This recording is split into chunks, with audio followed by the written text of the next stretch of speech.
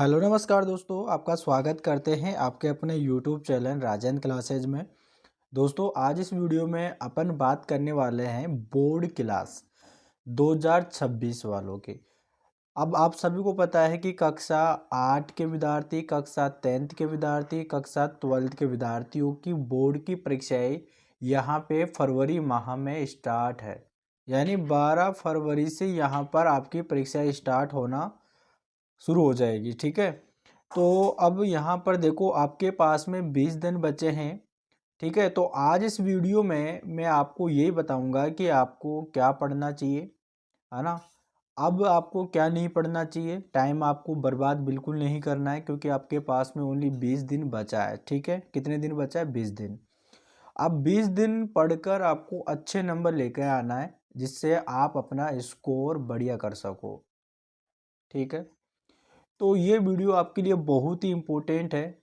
इस वीडियो को आपको कंप्लीट देखना है। ज़्यादा मैं इसमें बोलूँगा नहीं, आपको जो मेन बात है, जो आपके लिए इम्पोर्टेंट बात रहेगी, वही यहाँ पर मैं इस वीडियो में बताने वाला हूँ। तो सबसे पहले यहाँ पर अपन चलते हैं। देखो यहाँ पर बोर्ड एग्ज़ाम 2026, तो यहाँ पर आपकी परीक्षाएँ जो है फरवरी माह में स्टार्ट हो जाएगी। ठीक है, 12 तारीख से 12th क्लास की अलग डेट से हैं, लेकिन फरवरी माह में आपकी बोर्ड की परीक्षाएँ यहाँ पर जो है होना स्टार्ट हो जाएगी। तो यहाँ पर देखो 20 दिन जो है ना बहुत ही इम्पोर्टेंट होते हैं। अगर सही प्लानिंग से चलो तो स्कोर काफ़ी इम्प्रूव हो सकता है। मैं तुम्हें रियलिस्टिक और टेस्टेड प्लान बता रहा हूँ, है ना। देखो सबसे पहले यहाँ पर आपको क्या करना है, बहुत ही आसान तरीके से मैं बताने वाला हूँ। देखो आपको ज़्यादा कुछ पढ़ना नहीं है इसमें।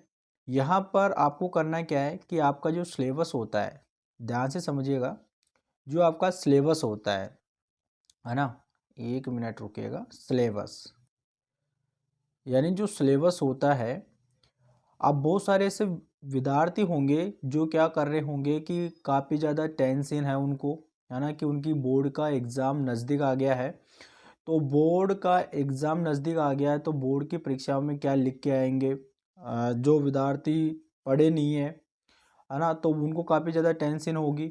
और जिन विद्यार्थियों को यहाँ पर उनकी अच्छी तैयारी है तो उनको टेंशन नहीं है, लेकिन उनको भी थोड़ी घबराहट सी रहती है ना।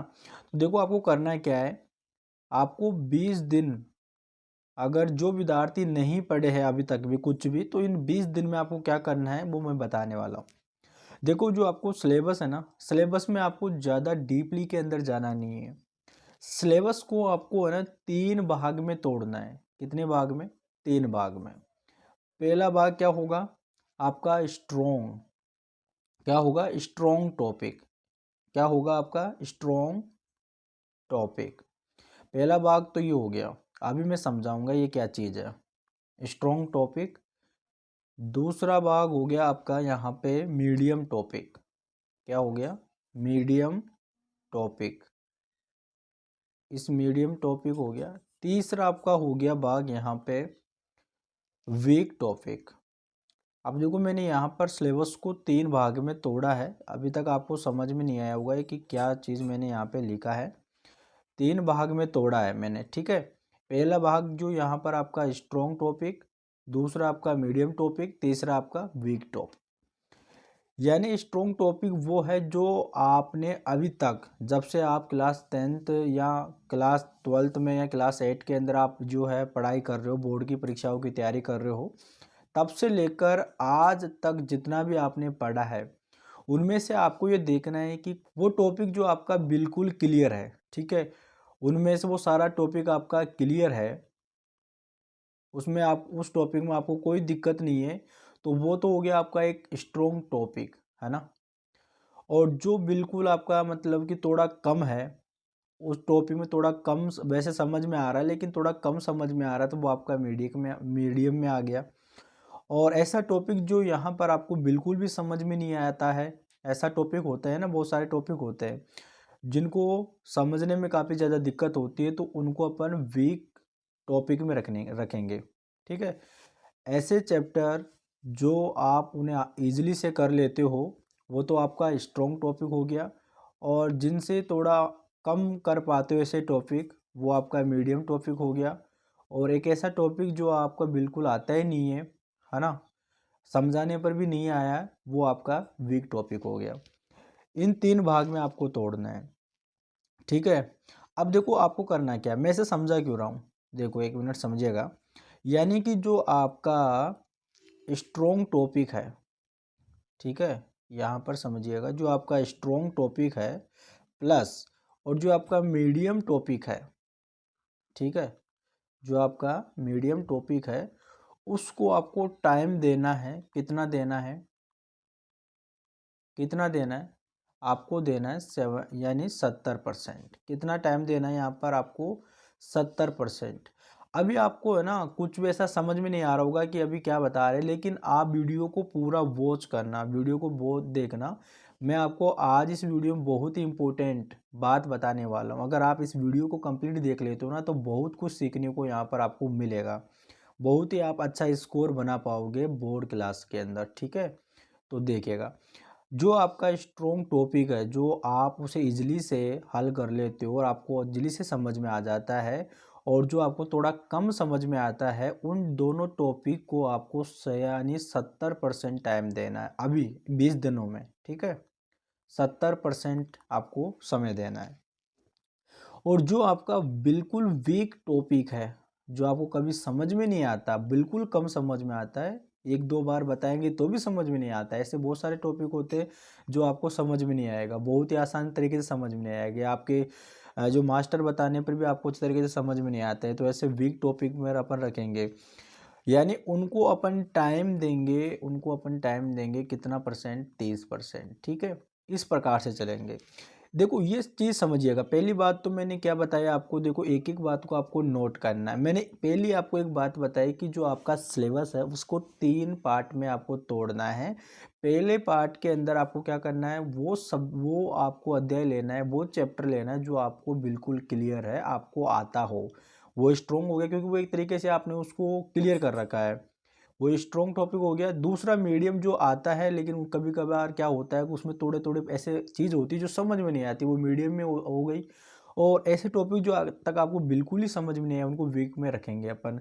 मैंने ये बताया कि जो टॉपिक आपका बिल्कुल क्लियर है, जो टॉपिक आपको आता है और जो टॉपिक में थोड़ी दिक्कत होती है, मतलब कि उसमें कम समझ में आता है, उन दोनों को मिलाकर अपन यानी 70% टाइमिंग देंगे पढ़ने में, और बाकी जो वीक टॉपिक है उसको 30% देंगे, ठीक है। अब देखो मैं आपको एक चीज़ बताऊंगा यहाँ पर, और इसमें जो है ना ये 30% जो आप समय दे रहे हो ना, इसमें भी आपको ऐसा नहीं है कि आप कोई टॉपिक लेके बैठ के तो उसको पूरी तरीके से आप जैसे पहले आपके टीचर पढ़ाते थे वैसे सेम आप उसको ऐसे पढ़ रहे हो, ऐसा नहीं। आपको लगता है कि यार ये इम्पोर्टेंट पर्सन है, आपको लगता है कि ये इम्पोर्टेंट क्वेश्चन है, तो उसी क्वेश्चन को आपको जो है यहाँ पर स्टडी करना है। क्या करना है, स्टडी करना है, उसी क्वेश्चन की आपकी स्टडी करना है, उसी क्वेश्चन को आपको याद करना है इस 30% समय में। मेरी बात ध्यान से समझना, बहुत ही इंपॉर्टेंट बातें बताने वाला हूँ, है ना। आपका एग्ज़ाम नज़दीक है और अगर आप वीडियो को कंप्लीट देखते हो, है ना, तो आपको बहुत कुछ सीखने को यहाँ पर मिलेगा, ठीक है। ये सारी चीज़ सीख ली आपने। अब देखो यहाँ पर मैं आपको एक चीज़ बताता हूँ। बात करें अपन मैथ सब्जेक्ट की, है ना, अपन बात करते हैं मैथ सब्जेक्ट की। यहाँ पे देखिएगा मैथ सब्जेक्ट की। अब देखो मैथ में क्या होता है कि आपको क्या पढ़ना, देखो पहले मैं आपको बताता हूँ कि आपको जो NCERT जो है उसी को आपको ज़रूरी है, ये सबसे ज़रूरी है NCERT। इसको आपको जो है ना पढ़ना है, रीड करना है, अच्छी तरीके से आपको इसको पढ़ना है ना। NCERT में से ही पढ़ना है ना। ऐसा नहीं कि आप अदरवाइज और कहीं से पढ़ाई कर रहे हो, स्टडी कर रहे हो, तो वो गलत होगा। आपके जो क्वेश्चन बनेंगे वो आपको NCERT में से बनेंगे। और दूसरा यहाँ पर कि मैथ में अब आपको कोई एक टॉपिक को लेके नहीं बैठना है, रोज के अगर देखा जाए तो यहाँ पर 25 से 30 क्वेश्चन आपको सोल्व करना है। कितना सोल्व करना है, 25 से 30 क्वेश्चन सोल्व करना है डेली के।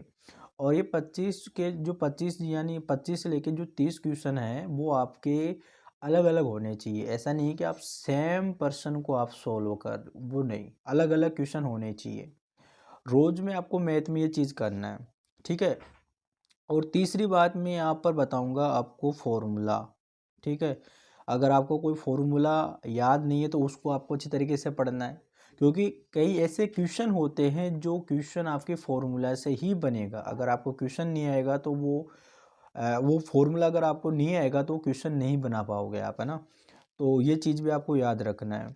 तो मैंने क्या चीज़ बताई आपको, एक एनसीईआरटी आपको क्लियर करना है और उसमें से आपको यानी कि 20 से 25 से 30 क्वेश्चन आपको रोज़ के नए नए क्वेश्चन सोल्व करने हैं और फॉर्मूला को आपको जो है लिखना भी है और जो क्वेश्चन में आता है उस फॉर्मूले को आपको याद भी रखना है, ठीक है। ये बहुत ही इम्पोर्टेंट है।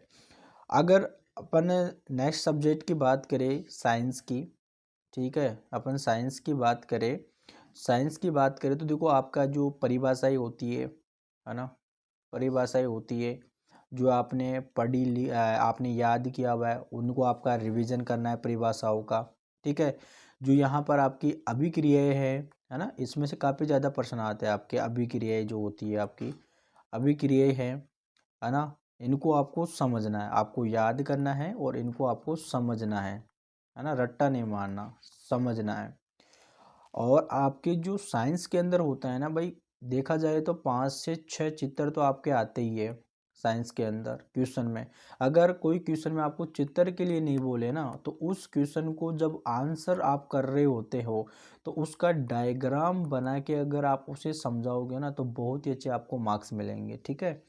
तो आपको डायग्राम का अच्छी तरीके से आपको ध्यान रखना है ना। आपको देख लेना है कि कौन सा डायग्राम किस प्रकार से बना है को और उनके पार्ट्स के नाम आपको लिखना है, ठीक है। कौन सा पार्ट्स का ना क्या नाम है वो सारी चीज़ें आपको यहाँ पर याद करना है और मुख्य शब्द जो होते हैं उनको भी आपको याद रखना है।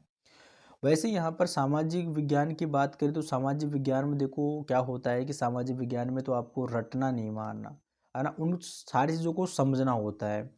अगर अपन सामाजिक विज्ञान की बात करें यानी सोशल साइंस की अपन बात करें तो यहाँ पर किसी भी टॉपिक को रट्टा नहीं मारना, क्योंकि अगर रट्टा मारोगे तो आप भाई कुछ ही समय बाद में उन सारी चीज़ों को भूल जाओगे, आपको उनको समझना होगा, ठीक है। इम्पोर्टेंट क्वेश्चन की बात कर रहा हूँ मैं, ठीक है। और मैं भी आपको ये भी बताऊंगा कि आपको ये इम्पोर्टेंट क्वेश्चन कहाँ से मिलेंगे, कौन सी साइट से आप जो इन क्वेश्चनों को डाउनलोड कर पाओगे, ठीक है, वो सारी चीज़ें बताऊंगा। और आपको देखो बोर्ड का एग्ज़ाम देने जाओ ना तब आपको क्या करना है, सोशल साइंस में क्या होता है आपकी टॉपिक बनते हैं, है ना। टॉपिक बनता है यानी हेडिंग बनती है, ठीक है, आपकी हेडिंग बनती है। तो उन टॉपिक यानी हेडिंग को आपको अच्छी तरीके से आपको दिखाना होता है, ठीक है। आपके पास में दो पेन होने चाहिए, एक आपके पास में रेड होना चाहिए, ठीक है, रेड होना चाहिए और एक पास में ब्लू होना चाहिए, ठीक है। आप ब्लैक भी रख सकते हो, ठीक है, रेड और यहाँ पर, ताकि हेडिंग डालने के लिए आप रेड का यूज कर सकते हो, बाकी अदरवाइज आप ब्लू का ही इस्तेमाल करना बोर्ड की कॉपी में आप, ठीक है। ये सारी चीज़ें। और रही बात हिंदी और अंग्रेजी की, तो देखो हिंदी में आपके पैसेज आ जाता है, देखा जाए तो हिंदी में भी आता है और यहाँ पे आपके इंग्लिश में भी आता है। तो उनको भी आपको अच्छी तरीके से कवर कर लेना है, टेंस मॉडल हो गया, ठीक है। और आपकी जो यहाँ पर बात करें, यहाँ पे देखा करेक्ट फॉर्म आती है भरने को, टेंस से संबंधित ही आती है। और आपके जो है आपके लेटर आ जाते हैं इनको आपको, और आपको देखो इनके फॉर्मेट भी पता होना चाहिए, वो सारी चीज़ें आपको कवर कर लेना है इसी समय में, है ना। और देखो यहाँ पर इम्पोर्टेंट बात मैं ये बताने वाला हूँ कि देखो मैंने इससे पिछला जो वीडियो बनाया था ना वो मैंने बनाया था ओल्ड पेपर को लेके। क्या बताया था, ओल्ड पेपर को लेके, भाई आपको ओल्ड पेपर कहाँ पे मिलेगा। अब देखो ओल्ड पेपर है ना आपके लिए काफ़ी ज़्यादा हेल्पफुल रहता है भाई, है ना। इससे आपको आइडिया होगा कि बोर्ड के एग्ज़ाम में किस टाइप के प्रश्न आते हैं, बोर्ड का पेपर कैसा आता है। अगर आप फर्स्ट बार में ऐसे जाओगे और आप जब पेपर को देखोगे तब आपको थोड़ी घबराहट होगी, घबराहट आने से आप क्या करेंगे, जो आपको क्वेश्चन आता है यानी कि जो आपको क्वेश्चन आता है उसको भी आप भूल जाओगे। अगर आप ओल्ड पेपर सोल्व करके जाते हो तो आपको ये पता रहेगा कि मुझे पता है कि यहाँ पर जो है किस प्रकार का किस टाइप का जो यहाँ पर पेपर आने वाला है, मुझे पता है। इससे थोड़ा आइडिया रहेगा आपको, मतलब किस टाइप के क्वेश्चन आ सकते हैं, किस प्रकार का क्वेश्चन आएंगे, है ना, वो सारी चीज़ें, थोड़ी सी घबराहट नहीं होगी, है ना। और भाई आपको है ना कम से कम देखा जाए तो यहाँ पे 4 से 5 मॉडल पेपर आपको जो यहाँ पर सोल्व करना है या पढ़ के जानना है ओल्ड पेपर। और मैंने बताया था भाई एक किस प्रकार से आपको डाउनलोड करना है, ठीक है। अगर नहीं देखा है वो वीडियो तो मैं इस वीडियो के डिस्क्रिप्शन में मैं उसकी उस वीडियो की लिंक डाल दूंगा, आप डायरेक्ट वहाँ से देख सकते हो, ठीक है। तो आपको एक तो ओल्ड पेपर को क्लियर करना है। अब यहाँ पर एनसीईआरटी के जो इतने भी उदाहरण दे रखा होता है एनसीईआरटी के, है ना, उन सभी को आपको सोल्व करना है ना। ये सारी चीज़ें समझ में आ गई। अब देखो मैंने क्या बताया कि देखो मैं अब दोबारा से उनको एक तरीके से शॉर्ट में बताता हूँ कि देखो सबसे पहले आपको करना क्या है, कि आपको करना क्या है, आपको ये करना है कि सिलेबस, ठीक है, मैंने क्या बताया, सबसे पहले सिलेबस को 3 पार्ट में तोड़ना है। पहले पार्ट को क्या बताया मैंने कि उसको एक तो ऐसे पार्ट जो आपको आता है, यानी आपका वो पार्ट स्ट्रोंग हो। दूसरा मैंने बताया कि जो यहाँ पर आपका मीडियम यानी कि आता हो, कोई चीज़ आ जाती है जो आपको समझ में नहीं आती है वो चीज़ ले ली। और एक जो यहाँ पर आपका बिल्कुल वीक है ना। अब क्या करना है कि इन दोनों को तो आपको, इन दोनों टॉपिक को तो आपको कितना परसेंट देना है समय, 70%।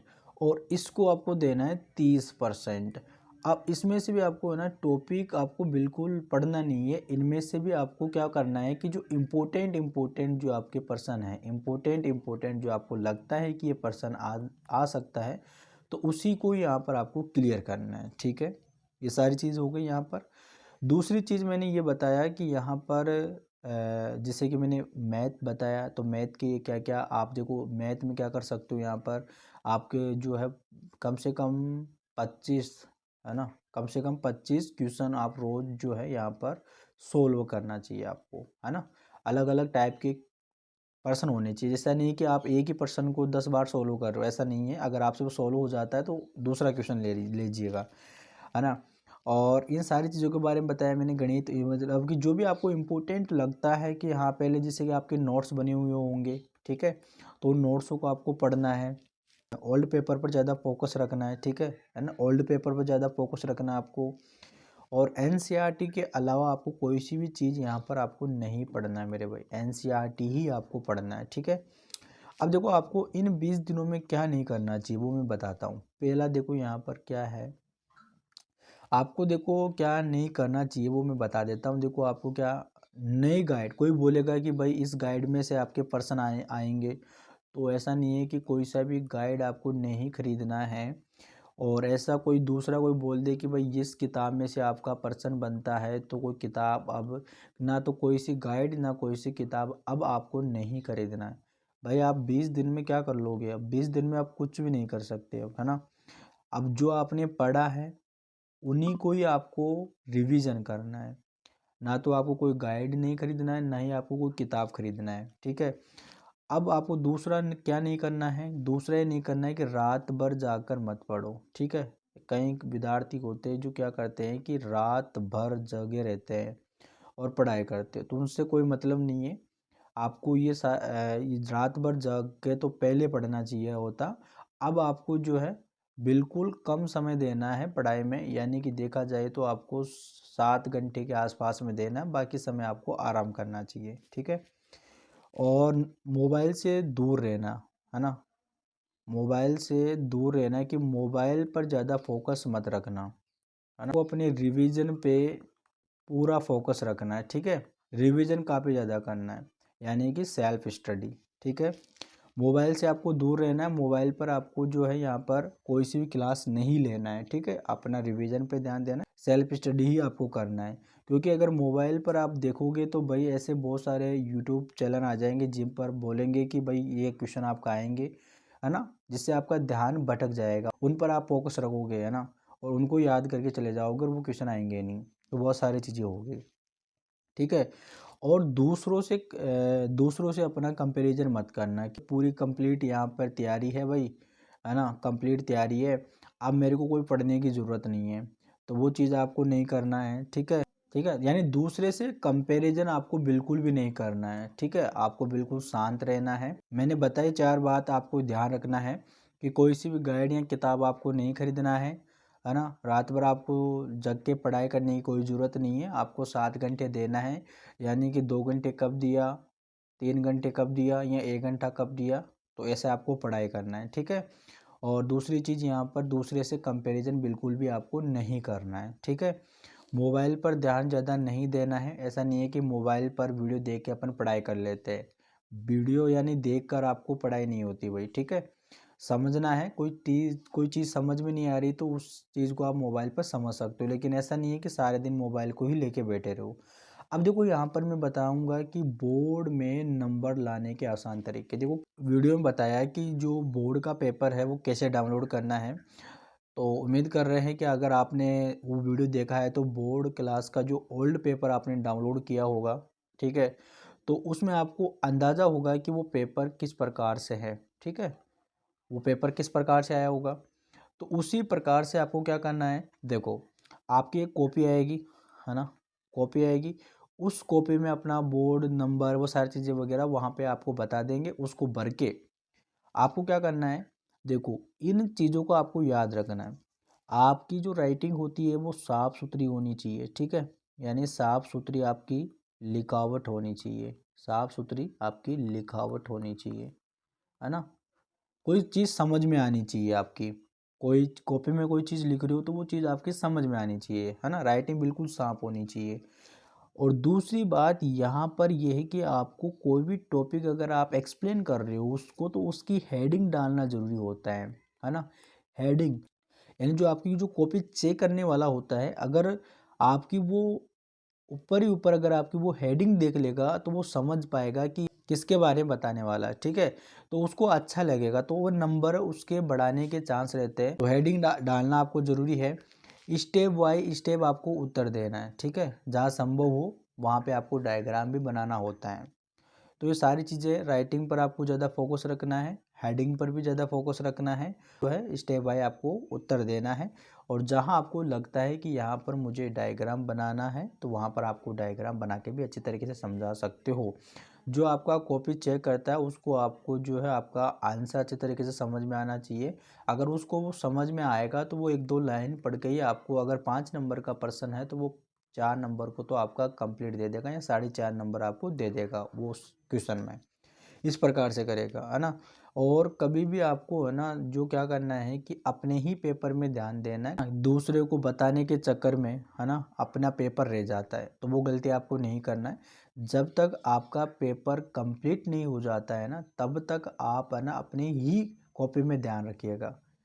आप अपना पेपर हल कर लेते हो ना, उसके बाद में आप जो है अपना ध्यान भटका सकते हो। बट लेकिन जब तक आप अपना कॉपी कंप्लीट नहीं कर लेते ना, तब तक आप जो अपने ही कॉपी पर फोकस रखिएगा, है ना। और टाइम को आपको पता ही रहेगा कि टाइम कितने का है ना।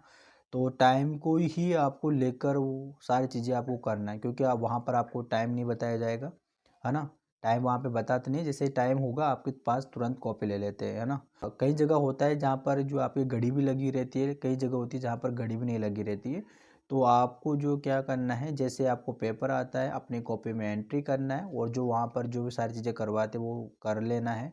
उसके बाद में आपको लग जा रहा है, जैसे आपका बोलते हैं कि अब लिखना स्टार्ट कर दो, तब से तभी आपको जो है लिखना स्टार्ट कर देना है। और आपको बिल्कुल सोच समझ के आंसर लिखना है ना। ऐसा नहीं है कि आप क्वेश्चन पेपर में क्वेश्चन क्या है और आप आंसर क्या लिख रहे हो, तो ये सारी चीज़ें नहीं होनी चाहिए, ठीक है भाई।